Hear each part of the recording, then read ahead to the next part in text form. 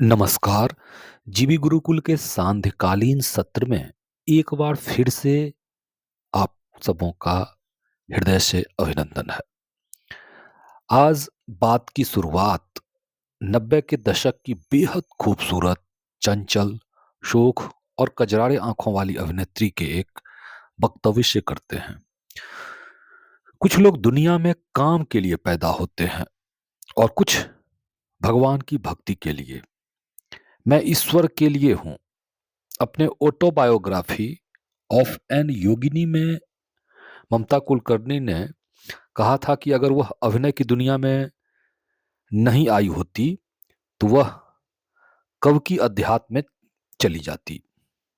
सन 1972 में मुंबई के मराठी ब्राह्मण परिवार में जन्मी ममता कुलकर्णी इन दिनों सुर्खियों की महारानी बनी हुई हैं।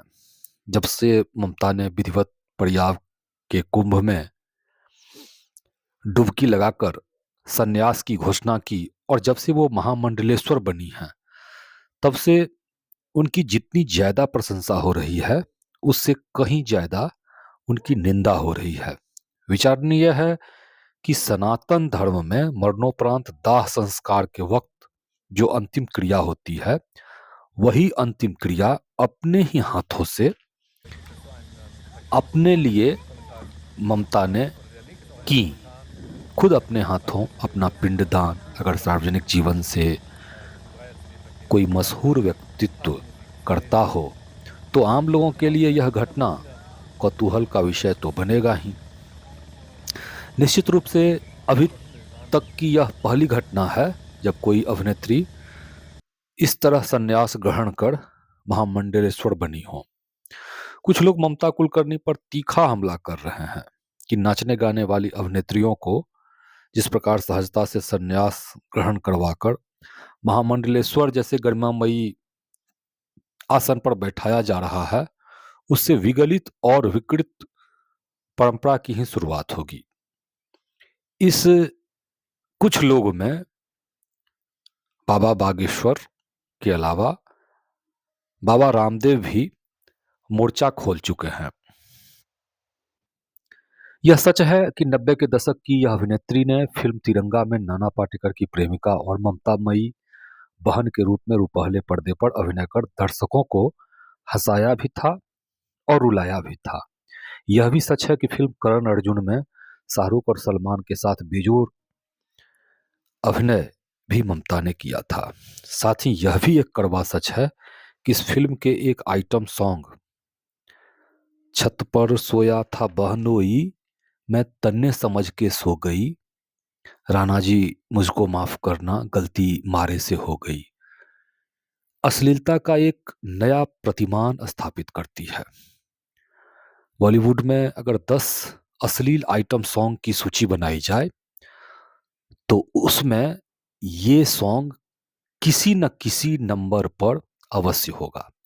लेकिन इसके लिए अभिनेत्री को कसूरवार ठहराना कतई उचित नहीं है। सच तो यह है कि अभिनेता और अभिनेत्री उस रोल को चरमोत्कर्ष पर पहुंचा देते हैं जो उन्हें आवंटित किया जाता है।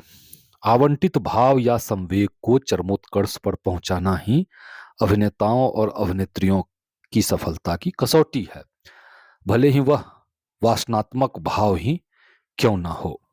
अब सवाल उठता है कि सनातन धर्म में शंकराचार्य के बाद महामंडलेश्वर के पद की गरिमा का कोई स्पष्ट मापदंड होना चाहिए या नहीं। क्या अध्यात्म की पहली सीढ़ी मन, वचन और कर्म की एकरूपता है? क्या अध्यात्म की पहली सीढ़ी को ममता ने पार कर लिया है? यूं तो यह यस नो क्वेश्चन है, पर यस और नो का उत्तर अच्छा हो मेरे बदले आप ही दीजिए। ममता कुलकर्णी ने उनके महामंडलेश्वर बनाए जाने पर जूना अखाड़े के आचार्यों के हमले का बचाव करते हुए कहीं कि जूना अखाड़े से भी ऑफर था, पर वहां मुंडन कराना पड़ता, इसलिए उन्होंने किन्नर अखाड़े को चुना।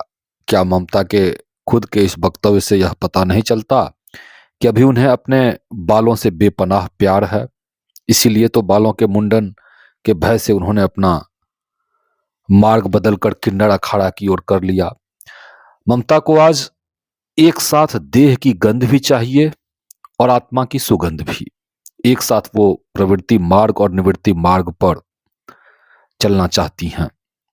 क्या वो वेद की 10 महत्वपूर्ण ऋचाओं की व्याख्या कर सकती हैं? क्या वो सार्वजनिक रूप से मीडिया के सामने पर विमर्श में शामिल हो सकती हैं? ममता कुलकर्णी से आज यह सवाल किया जा रहा है कि जो व्यक्ति अपने बाल का मोह नहीं त्याग सकती, भला वह निवृत्ति मार्ग के कटीले राह पर आखिर कैसे चल सकती हैं? भगवान बुद्ध के बाल भी बेहद खूबसूरत थे, जो उनकी पत्नी यशोधरा को अत्यंत प्रिय था। पर जिस रात उन्होंने यशोधरा से विदा लिया, अपने हाथ से अपना मुंडन कर संन्यास ग्रहण कर लिया। कोई जरूरी नहीं कि अपनी आध्यात्मिक यात्रा की शुरुआत महामंडलेश्वर बनकर ही की जाए। अवेकिंग विथ ब्रह्म कुमारीज में सिस्टर शिवानी आज ममता कुलकर्णी के लिए प्रेरणा का स्रोत हो सकती हैं। भावुकतावश लिए गए निर्णय की पड़ताल भी देह की गंध और आत्मा की सुगंध से ही की जाएगी। बहरहाल महामंडलेश्वर यमाई ममतानंद गिरी के प्रति जीवी गुरुकुल की पूरी सहानुभूति है।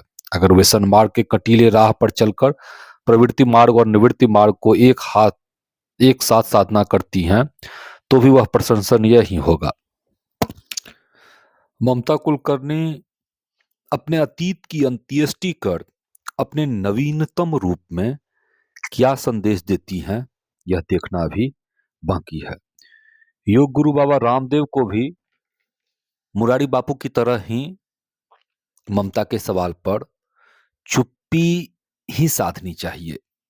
हालांकि कुमार विश्वास के व्यंग्योक्ति से जिस प्रकार बाबा रामदेव तिल मिलाते हैं, कमोवेश उसी प्रकार बाबा रामदेव के हमले से ममता भी तिल मिलाती होंगी। बहरहाल ममता की आध्यात्मिक यात्रा पर पैनी नजर रखने की दरकार है और ममता को अपने हमलावरों का मुंह तोड़ जवाब अपने कर्मों के माध्यम से देना होगा।